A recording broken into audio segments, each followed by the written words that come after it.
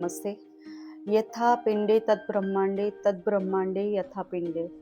સો universe જે પણ શક્તિઓનું બનેલું છે, પંચ તત્વોનું બનેલું છે, પંચ મહાભૂતનું બનેલું છે, એ જ પંચ તત્વોથી આપણું શરીર બનેલું છે.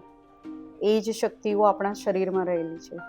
સો એના માટેની જે પણ ઓલ્ટરનેટિવ હિલિંગ થેરાપીસ બનાવી છે, જે ગ્રહોને રિલેટેડ હોય અથવા તો એનર્જી રિલેટેડ હોય, અથવા તો તમે જે સ્પેસ પર રહો છો એના રિલેટેડ હોય, એટલે કે એસ્ટ્રોલોજી, ન્યુમરોલોજી, વાસ્તુશાસ્ત્ર અને જે પણ ઓલ્ટરનેટિવ હિલિંગ થેરાપીસ છે એની વાત કરું છું.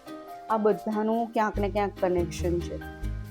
તો તમે કોઈ પણ વસ્તુ માટે કોઈ થેરાપીનો યુઝ કરો છો તો તમને એટલું ફળ મળશે. હા, સૌથી ઉપર કર્મ છે. આ માત્ર સપોર્ટિવ સિસ્ટમ્સ છે.